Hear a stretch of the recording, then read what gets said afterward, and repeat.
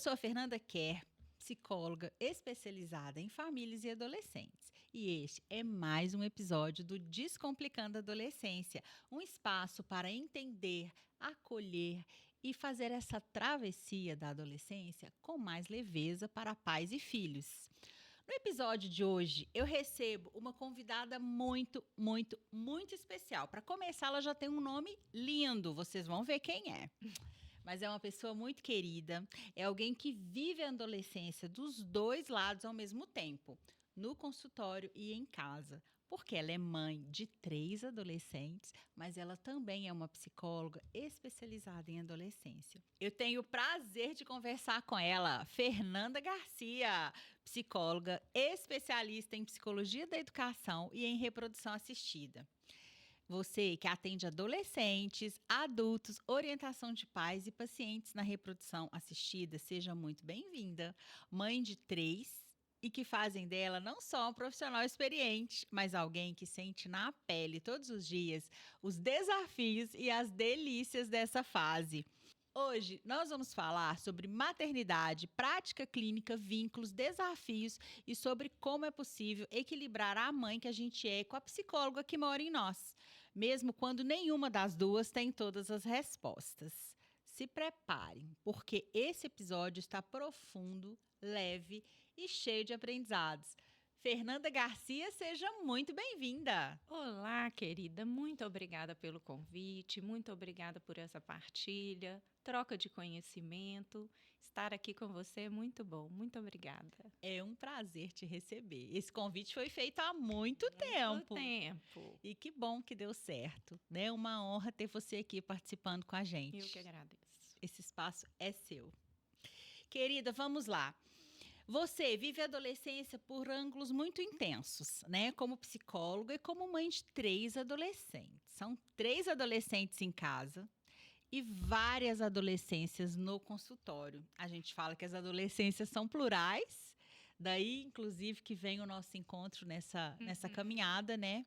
Mas são várias adolescências acontecendo ao mesmo tempo. Eu queria entender em que momentos essas duas versões de você se encontram. A mãe, né, e a profissional. E em quais elas entram em conflito? Me conta. Fê, é assim, é natural e ao mesmo tempo é assustador ser mãe e ser psicóloga de adolescentes também, né? Eu convivo em casa com um casal de gêmeos de 15 anos e o caçula de 14 anos. Então, eu tenho realmente 3 adolescências borbulhando. E tenho 3 adolescências diferentes. Assim como no consultório, eu também lido diariamente com várias adolescências, né? Sim. Elas se encontram no momento ali que eu tenho a sensibilidade também, não só a teoria nos embasa, ela é o nosso alicerce, mas a gente precisa, para lidar com essa fase da vida, muita sensibilidade, muito afeto. Verdade. Eu digo que as famílias precisam ter muito afeto nessa fase, né? Mas nós também, enquanto profissionais. E os conflitos, eu te diria que é o seguinte, eles aparecem muito. Porque os conflitos estão naquele momento que lá no consultório você tem até um caminho que você mostra para as famílias, um caminho que você traz para o adolescente, como possibilidades reais. E às vezes em casa, eu como mãe, somente como mãe, não consigo alcançar aquilo dali, né? Eu sou vulnerável. Eu, meu marido, nós como pais somos vulneráveis. Então, nem sempre aquela teoria que eu aplico, a sensibilidade que eu aplico no consultório, eu vou dar conta em casa. Mas que aí, com muito trabalho, com muita terapia, a gente vai entendendo e aceitando isso também. Eu acredito que o vínculo é muito importante, o acolhimento, quando você fala, né? E essa conexão. E não tem uma receita pronta, né? Não tem existe receita, um método. até porque no meu caso, eu estou com 3 adolescentes, 3 sujeitos muito diferentes. Então, eu preciso dançar conforme a música no sentido de entender.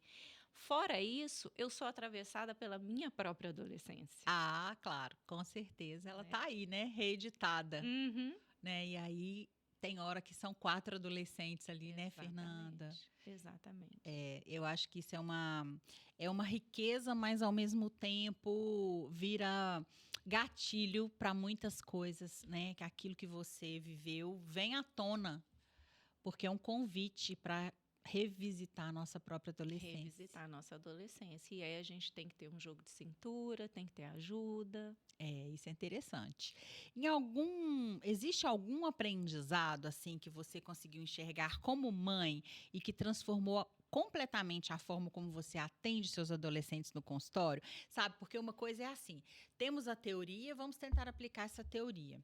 E daí você aplica isso no seu consultório com os seus clientes. Só que você está vivendo esse outro lado. Tem coisa que você experimentou em casa e aí que foi enriquecedor na sua prática?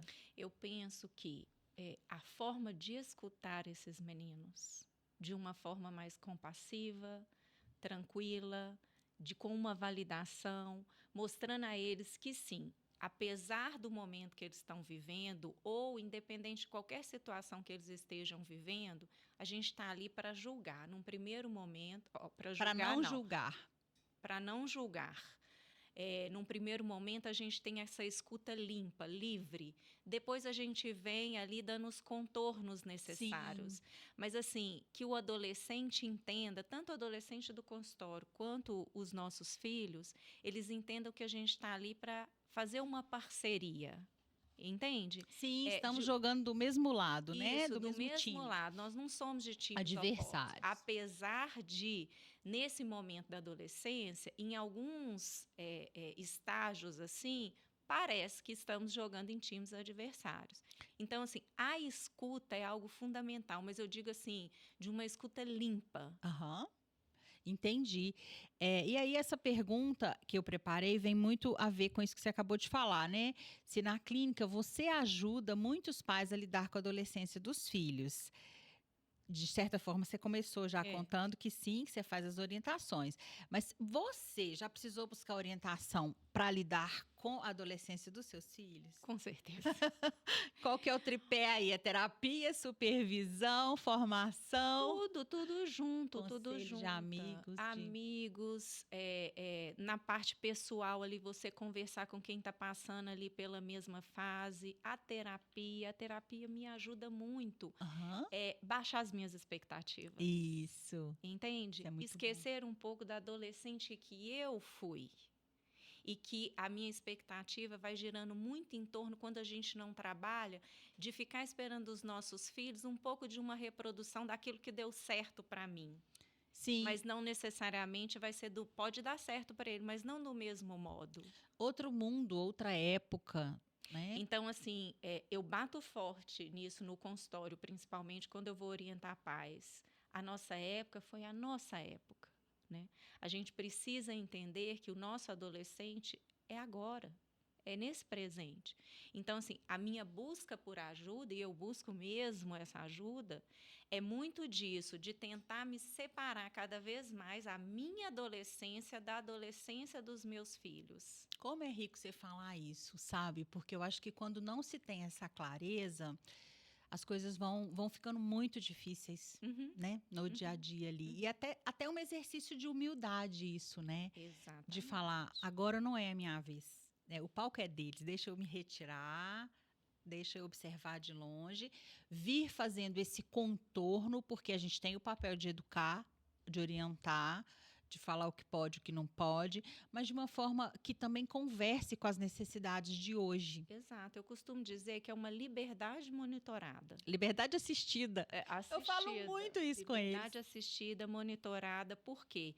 Porque eles estão buscando essa autonomia, essa individuação. E isso é rico. Um professor sempre, eu nunca esqueci disso. Cada vez que o seu filho for precisando menos de você, é garantia de desenvolvimento saudável. Significa que deu certo. Deu certo. Mas, ao mesmo tempo, durante ali o desenvolvimento, eles ainda precisam dessa autonomia monitorada. Essa liberdade assistida. Exatamente. Né? A gente não pode perder de vista também essa questão desse continente que a gente precisa fazer nesse momento. Que é o nosso papel. Exato. Como pais, educadores, cuidadores, responsáveis legais sobre esses adolescentes. Exato. né, de não nos perder muito. E aí eu até queria refletir com você essa questão da parentalidade consciente, que muitas vezes é confundida com uma falta de limite, né, com um excesso de permissividade. E o que que você acha disso? Até onde que vai o nosso papel como cuidadores éticos responsáveis e até onde assim eu quero ser amiga do meu filho, eu não quero que o meu filho passe o que eu passei, Uhum. né? Eu não podia nada, então meu filho vai poder tudo. Acho que esse limite é muito tênue. Muito, muito. Muito. E é por isso que eu falo, a gente precisa de ajuda. Porque tem aquele provérbio, né, africano que diz que a gente precisa de uma comunidade para criar uma criança. É, E eu acredito muito que para criar um adolescente também. é uma aldeia Então, para uma criar, né? aldeia, né?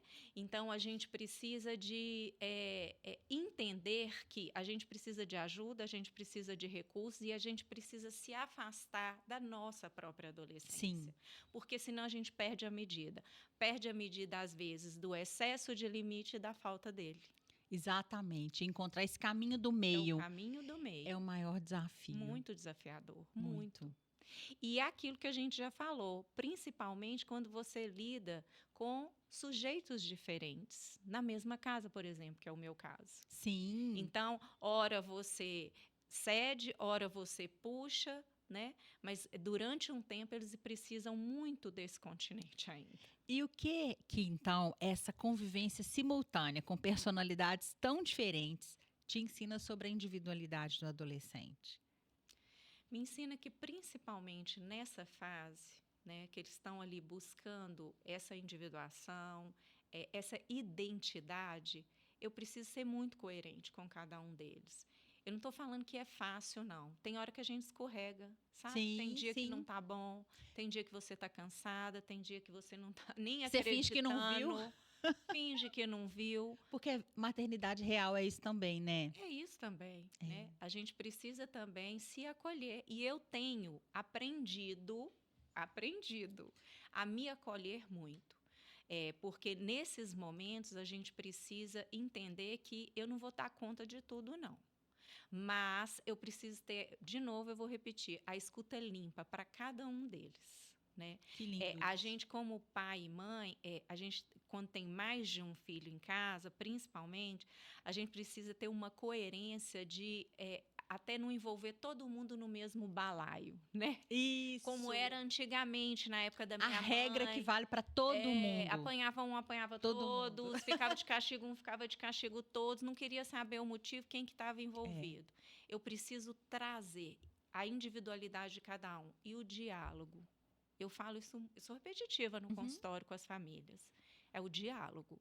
E a gente precisa entender que o nosso lugar de adultos cuidadores, os pais, os cuidadores principais, a gente tem que engolir seco muitas vezes e a gente ser aquele caminho que vai puxar para a conversa. Porque às vezes, se a gente ficar esperando os meninos, o que eles menos querem É conversar. conversar. Exatamente. Então, a gente precisa ser aquela pessoa, aquele trampolim que vai trazer, vem cá, vamos conversar, não tá bom.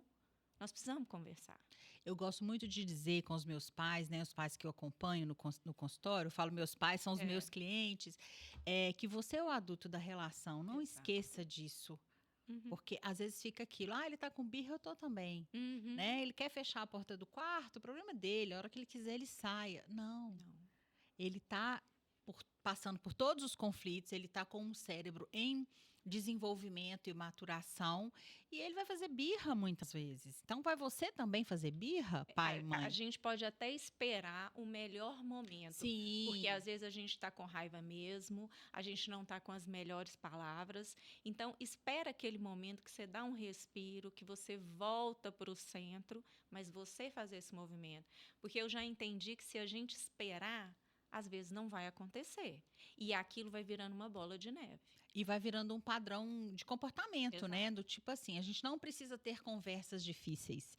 Gente, é natural. O nosso cérebro, ele evita o desprazer o tempo todo. Eu não quero falar de coisas desagradáveis, de coisas difíceis, mas eu preciso, Uhum. né? Eu já ouvi muito no consultório, não adianta, Fernanda, eu não vou falar, não. Meus pais não me escutam. Eles só brigam comigo. entendeu? Sim, Então, assim, a gente entender também que, como você disse, eles estão num processo de formação, de amadurecimento cerebral. Está faltando muita coisa ali ainda. A sim. gente já está pronto entre Entre aspas, em aspas. Em teoria, construção em também, né? construção, mas um pouquinho à frente deles. Então, a gente precisa fazer esse movimento muito mais que eles. Sim. E aí eu vejo muitas vezes uma disputa, Sim. sabe? Que aí eu digo que é o seu adolescente em cena, né? É o seu adolescente interior, né? Que está voltando ali, disputando com o seu filho. Então, calma, respira, escolha o melhor momento, né? Acredito muito nisso também. Na hora da raiva não é a hora, Não. mas você precisa tomar essa frente, né? E estimular esse diálogo e essa conexão, porque sem a conexão, você não vai a lugar algum. Só Vínculo, né, piora. Fernanda? Vínculo, a gente Vínculo. sabe muito isso no consultório. Quando a gente tem aquele adolescente que vincula com a gente, o tratamento, a jornada dele ali vai fluir muito melhor. Sim, Se o adolescente não vincula, seja com o profissional, seja com os pais, a coisa não vai acontecer, não vai. né? E a gente tem visto muito isso, Fê, né? Muito. De não ter essa vinculação. Meu pai não sabe nada de mim, Uhum, né? Minha mãe não sabe nem quem é minha melhor amiga. uhum, E a gente precisa puxar muito uhum. essa conversa de volta, né? Que tenha esses espaços. Como a gente iniciou aqui falando das gerações anteriores, os costumes anteriores, acho que nós tínhamos muito isso, Uhum, de sentar para conversar, né? Quando o pai chegava do trabalho, por exemplo, na minha casa, eu sou do interior, a gente tinha isso de ouvir uma música juntos. uhum. É, e hoje, com as redes sociais, com as telas, cada um está imerso no seu mundo e as pessoas não querem se dispor a isso. O adolescente menos ainda, Muito menos. né? Mas os Eu costumo adultos. dizer para os pais, a gente desiste de tudo. A gente pode desistir de casamento, de emprego, até de familiar. Agora, de filho, a gente não desiste, É verdade. né? É, Então, a gente tem que estar atento ali o tempo todo. sim. Muito interessante isso que você traz, né? E assim, me conta aqui, qual foi a situação mais desafiadora que você já enfrentou na maternidade adolescente com os seus três? Uma. Temos mais de uma. Pode escolher, então. Qual que você acha que você quer dividir aqui conosco? Então, na verdade, assim, sou privilegiada, tenho 3 adolescentes que não me dão trabalhos, assim, Aham. muito trabalhosos, vamos dizer assim. Mas, claro, eu já vivenciei, né, problemas assim quando eles começam com as amizades. Entende? Entendo. Que eles falam que são os melhores amigos, porque tem isso, né? Eles conhecem hoje, já são melhores amigos. Tudo bem, faz parte Faz da fase. parte. Mas que a gente, com um olhar mais maduro, entende que tem alguns atravessamentos ali que, de fato, não vão contribuir. Principalmente quando você nota que aquele seu adolescente, ele já tem uma vulnerabilidade maior que outros, os seus outros, que Sim. foi o meu caso. Então, o desafio maior é fazer com que ele entenda causa e consequência.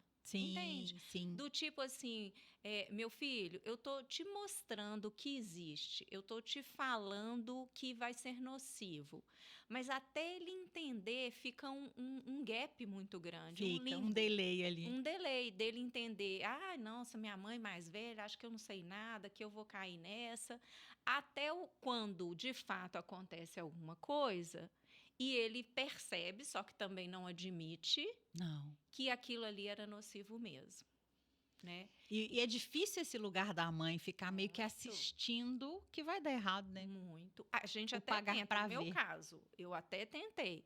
Mas como a gente disse aqui no início da nossa conversa, a gente é vulnerável, não tem como controlar Não tudo. tem, com Não certeza tem não. como, né? Algumas coisas vão nos escapar, assim como lá atrás na nossa adolescência escapava para os nossos pais. Sim, nós sabemos muito bem disso. Né? Então, assim, algumas coisas vão escapar.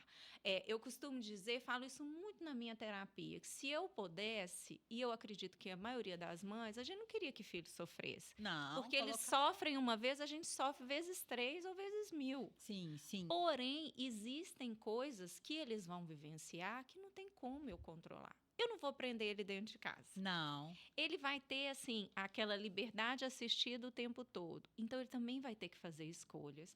E ele também está caminhando ali para a fase adulta. Ele também tem que começar a entender que as escolhas têm consequências. Sim. E nem sempre vão ser boas. Exatamente. E a gente fica nesse lugar do eu tô te vendo, mas eu queria tanto te proteger. Mas é para isso que ele precisa se desprender de nós e caminhar. A gente avisa, a gente tenta mostrar, né? Porque hoje, na verdade, eles não usam mais aquelas lentes de quando criança, que tudo que a gente falava A era mamãe é aquilo. a certa, A mamãe é que sabe tudo no tudo. mundo. Hoje em dia, a gente não sabe praticamente nada. Nada, não. E Nada. aí vem uma grande preocupação, né? Quem que é o ídolo do nosso Exato, adolescente, né? perfeito, é isso aí. É o influencer, né? É o youtuber que está ensinando o quê? Quais valores, né? Então, a gente volta naquilo de ter sim que acompanhar, de estar junto, dessa liberdade assistida. Muito. Porque o excesso de autonomia também é isso, é deixar que outro passe influência para o seu filho. Até porque limite é sinal de amor, né, gente? Demais. cuidado. Limite eles pedem, eles precisam, e é isso que você disse, né? Se eu amo, eu cuido. Com E certeza. se eu cuido, eu preciso dizer não. Em algumas situações, eu preciso frustrar. E o que eu falo muito com os meus meninos e falo lá com os meus adolescentes do consultório. Quanto mais verdadeiro vocês forem, eu não estou dizendo que vocês vão contar tudo para os pais, porque eu também não contei tudo. Mas mesmo naquela coisa errada que vocês realizaram ali, quanto mais verdadeiro vocês forem, melhor vai ser a resolução do problema. Mas isso depende tanto da conexão e da confiança. Com certeza, depende totalmente da conexão e da família, como que ela recebe essa adolescência. Exatamente. Eu costumo dizer isso também, Fê, do tipo, se seu filho estiver em apuros, né, ele vai correr de você ou ele vai correr para você? Porque você tem que acolher e depois corrigir. Mas se você só quer corrigir, ele não vai te contar. Ele vai resolver os BOs dele sozinhos. Isso é frase que eu escuto de paciente meu no consultório, né? Falando, eu não conto nada para minha mãe. Porque ela julga, ela briga, ela vai me pôr de castigo. Eu resolvo meus BOs sozinhos. E não é para ser assim, não. Né? São coisas que podem ter consequências muito sérias, muito graves. E não dá para ser dessa forma, né? Então, eu acho que fica uma reflexão, viu, gente? Quando o seu adolescente está em apuros, ele corre de você ou ele corre para você? Perfeito. Né? Fer, na sua visão, o que a mãe que você é hoje gostaria de dizer para a mãe que você era quando seu primeiro filho entrou na adolescência? Prepare-se, baixe as expectativas, entende? Eles são únicos, eles não são você. Sabe? Sim. Peça ajuda, se acolha. Tudo bem, aquele colo que resolvia o joelho ralado, o dedinho machucado, não resolver agora as angústias, os problemas, né? Mas seja ninho, para que na hora que eles queiram voltar para pousar, eles vão ter aonde vir. Ai, que Vão ter lindo aonde isso. pousar, sentar, né? E seja ficar. esse espaço seguro para eles, né? Eu costumo dizer que a gente se assusta muito e a gente fica ansiosa, com medo dessa fase, porque a gente percebe que eles não estão mais com as nossas lentes e que aquilo dali nos dá uma certa insegurança de, será que eu estou fazendo certo? Eu preciso chegar mais ou eu preciso me afastar mais? A medida é um negócio difícil da gente resolver. Esse equilíbrio. Esse equilíbrio, mas ao mesmo tempo a gente precisa se amparar. Então eu indico leitura, terapia, conversa, seja o que for, para a gente, na condição de mães, né, e pais, entender que a gente precisa, que eles precisam passar por aquele processo. Nós também passamos, né? Sim. Mas esse ninho pode estar ali preparado para a hora que ele quiser chegar. E ter a certeza desse ninho em qualquer fase da vida. Como fase. Isso é importante, né?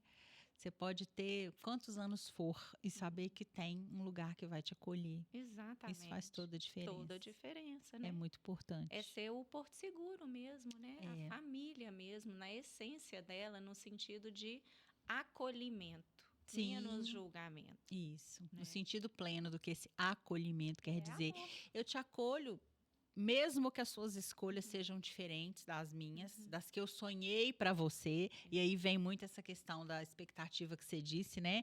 Gente, baixem as expectativas, né? Como isso é conflito e quando você entende isso, como resolve? O seu filho não é você. Na verdade, eu vejo que quando os filhos estão entrando na adolescência, os pais costumam sentir medo e sentir raiva. Né? Que Sim, eles falam, sim. esse menino aborrecente, não é? Que tem muito estresse. Tem, meu Ele Deus, agora detesto. não vai comigo em lugar nenhum, ele não quer nada, ele não quer programa de família, mas quanto mais a gente age na defensiva, mais eles vão se afastar. Eu Exato. entendi isso, tanto na minha prática como mãe, como no consultório. Uhum. E às vezes fazer os pais entenderem que a adolescência dele não pode se repetir aqui na frente, vai dar muito errado, Sim. é muito difícil. Sim. É muito interessante que isso só vai funcionar para quem estiver disposto a fazer isso, né? Exato. A sair desse lugar de que, não, eu sei tudo, na minha época era assim.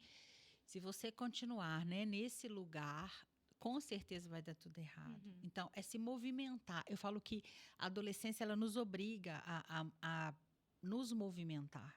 Acho que alguma coisa se move dentro da gente e você precisa trazer esse movimento para o exterior, né? E aí, se você se acomoda e fala, não, vou dar um celular, vou dar um tablet, fez 18, vai tirar a carteira, vou deixar sair no carro, e ele que resolve, ele que se vira, sem o seu envolvimento ali, não vai dar certo. Olha, eu costumo dizer que a adolescência é o segundo puerpério que a gente Sim, vive. Já comentei já isso no ouvi nosso, você no dizendo nosso isso seminário, no nosso né? seminário. E é realmente o segundo puerpério, né? Porque ali você tá ao vivo com algo que você nunca vivenciou. Então, a gente vive pequenos lutos, tanto nós como pais, quanto eles enquanto adolescentes, né? A gente vive o luto desse colo que não é mais colo, muitas vezes, dessa sabedoria que agora não sabe nada. Eles vivem lutos, né, daquele corpo infantil que eles já não se reconhecem, dos desejos, de uma infinidade de coisas. Então, no puerpério lá, quando a gente ganha, né, quando a gente pare o nosso primeiro filho, que a gente fica confusa, que a cabeça tem uma sensação de ficar oca, que eu não sei nada, eu não vou dar conta disso daqui.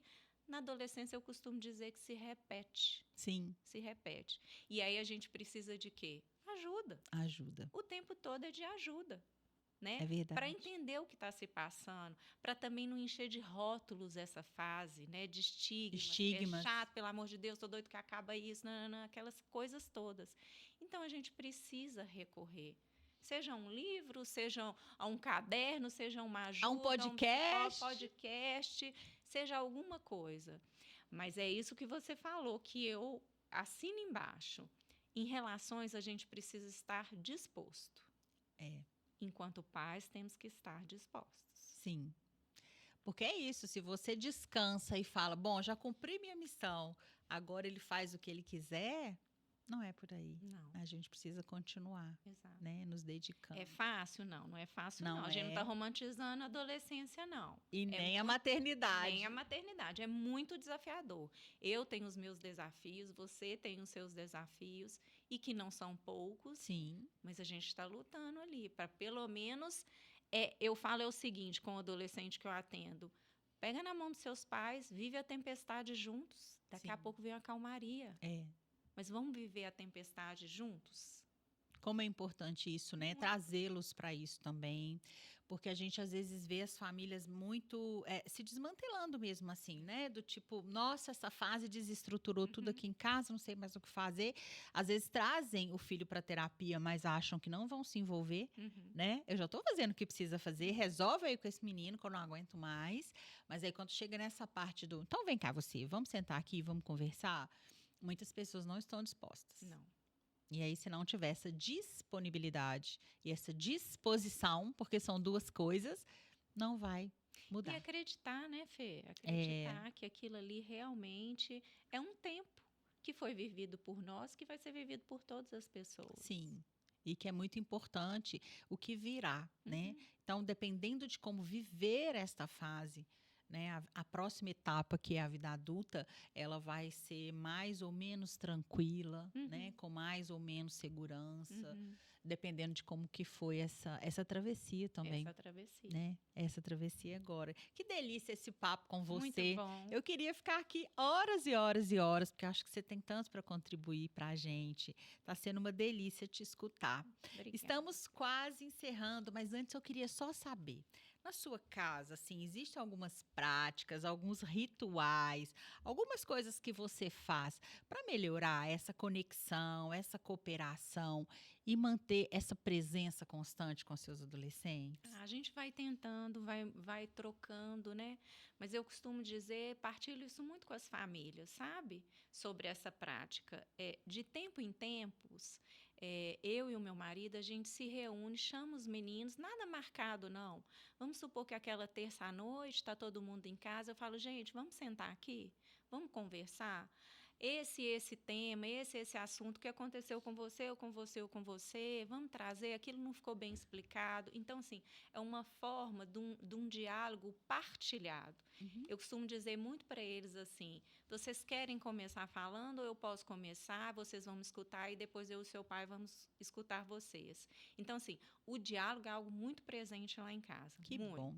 Então, é algo que eu tento trazer para as famílias também, essa oportunidade de escutar os meninos, porque a gente, como pais, a gente fica muito nesse lugar de eu falo, eu falo, eu falo. Os meninos Sim. também precisam falar, só que eles precisam ter confiança que eles vão poder falar, serem escutados, sem julgamento, mas às vezes com um continente que eles precisam. Sim. Então, eu falo, inclusive, para os meninos. Ó, o que você acha? Você acha que eu recomendo para o seu pai, para sua mãe, um diálogo, um dia de vocês conversarem? Eu acho. Mas você está também disposta a ouvi-los? Porque é isso, É é uma isso. via de mão dupla. Tem que ser uma troca. Né?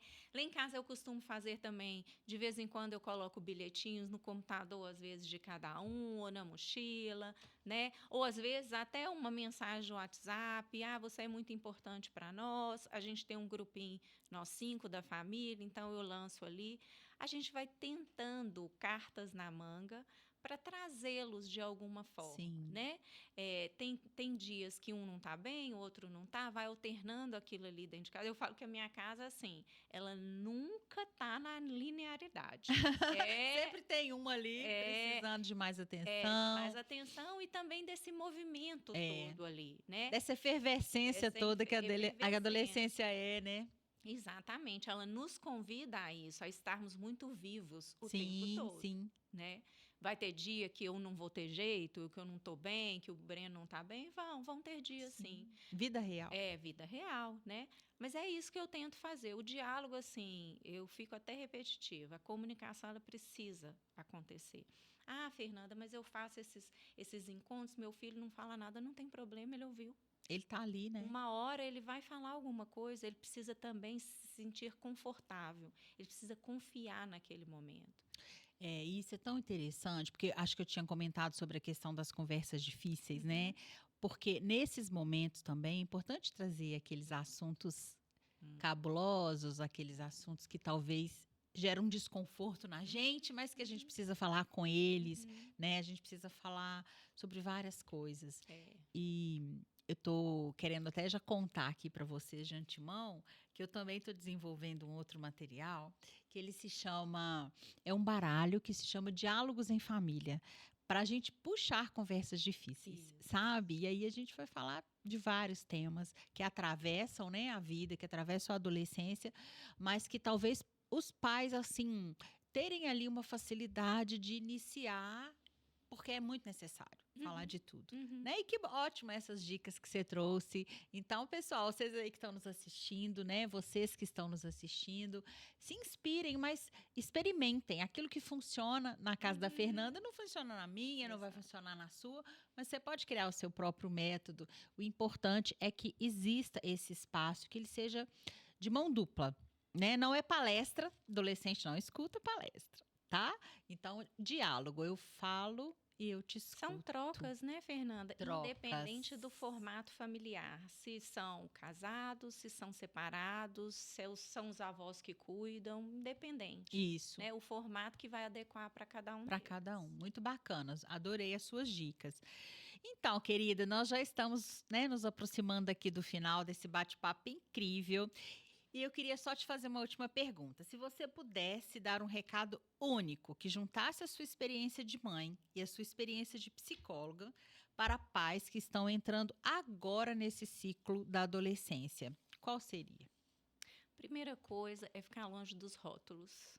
Entender que o seu adolescente é o adolescente.